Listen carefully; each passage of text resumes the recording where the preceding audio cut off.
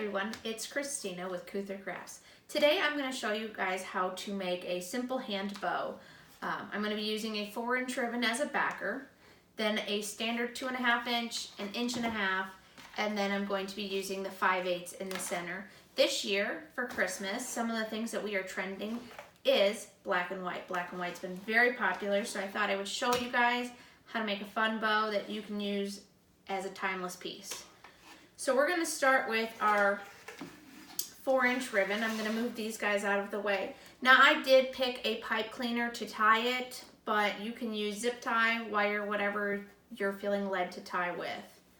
And I am going to make about a 6 to 8 inch tail, but the tail you can fluctuate on. And I'm going to scrunch it up, and then I'm going to twist my ribbon so that your pretty side is up. Now this is a double-sided ribbon, but we still want to twist it because when you twist it, you're helping to add that fluff.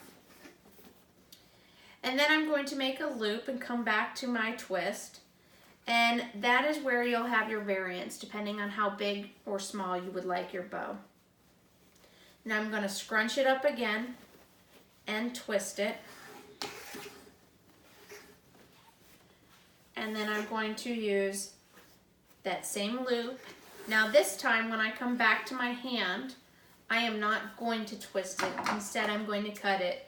If you were adding more loops than 2, which you can do, then I would continue that twisting method until I got the amount of loops that I wanted. So I have 2 loops. They're about even. And I've got it in the crook of my hand between my thumb and my pointer finger. As the bow gets bigger, you may need to adjust. That is how I hold mine. Also, if you have arthritis or other issues that limit your mobility, you can always use this or a clothespin and tie it and set it down and make your next loop. So the next one I'm going to do, I am actually going to add, if I couldn't find the end, I'm going to put the tail up and I'm going to scrunch it and then twist it so that now that ugly side is up, and we're going to fold it back. It's going to be a little bit smaller than the loop underneath it. When I come back, that pretty side will be showing. I will twist again and make that loop again a little bit smaller than the last one.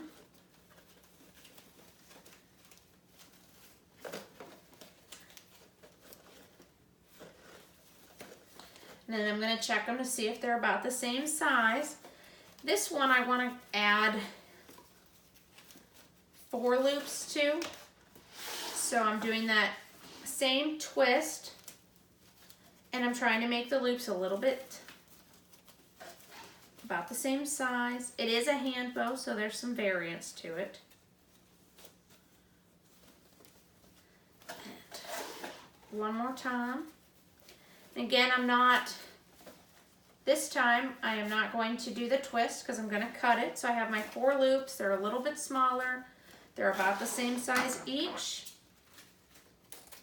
And I'm cutting. And I'm going to start to pull those where I want them to go. Making sure that my twists are intact. My next one is going to be my 1.5 inches. And I'm going to put that one in the center and twist. Come back, a little bit smaller, twist again. And I am also going to do the same amount of loops on this one with the 4. Actually thinking I'm going to go 3 on these. So we're going to do 3 and 3 on either side. And I've cut. And that loop that's in the center of those 3, it's actually a little bit smaller on either side than those 3 original loops. And so now I've got a bigger bow. And now I'm going to add, you can stop here but I'm gonna add the 5/8. I've really been liking how that looks in the center of our bows. And I'm gonna put that in there. And again, I'm gonna twist it. This one has just glitter, so I'm gonna get that glitter side down, come to the other side, twist it, and then I'm holding it. Each time I lift that thumb and I twist that twist right underneath that thumb. And this one I'm actually gonna do the 4 loops.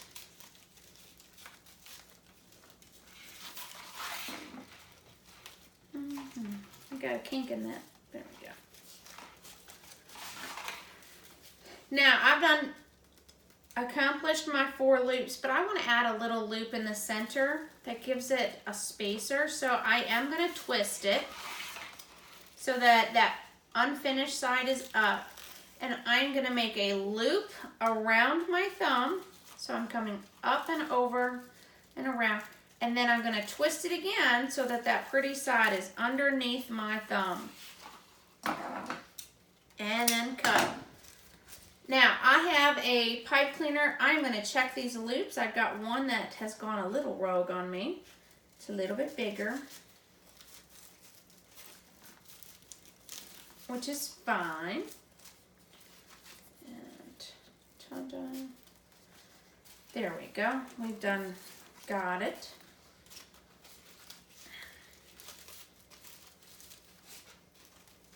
You can actually shape some of these tails while you're in here. And I'm going to use that pipe cleaner and I'm going to feed it through that loop and around.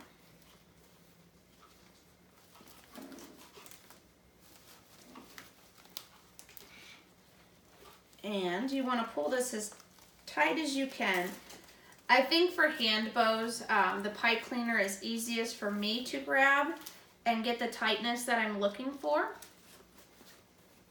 And once I get that, you can use a fluff box, or you can again fluff by hand, or you can stick it on your project and fluff it on your project. And so I'm going to try to fluff this one by hand, holding it. And I'm just going to start to pull my loops and tails where I want them. And essentially I'm just making X's here.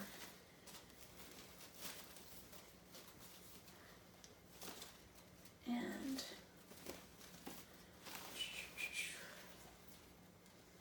now you can also, if you would like tails, make them longer and curl them all to the front.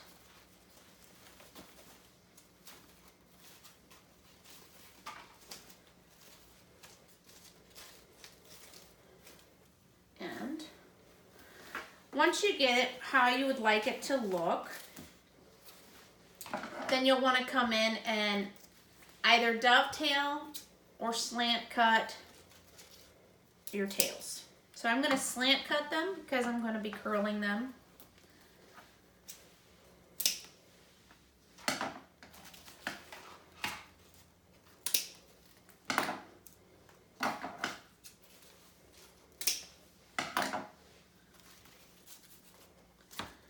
And if this was on a project, I'd go ahead and do that, but you can just curl them up.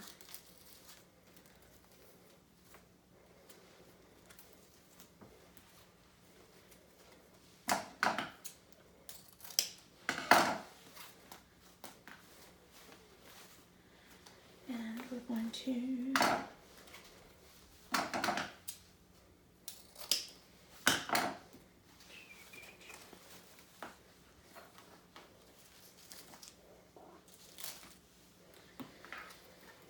and then our final cuts are going to be down here.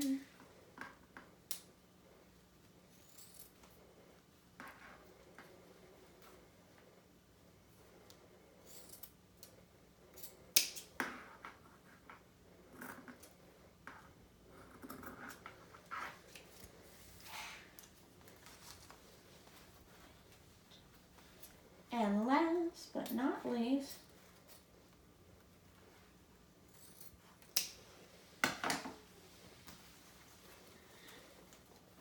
and then you would attach this to your project.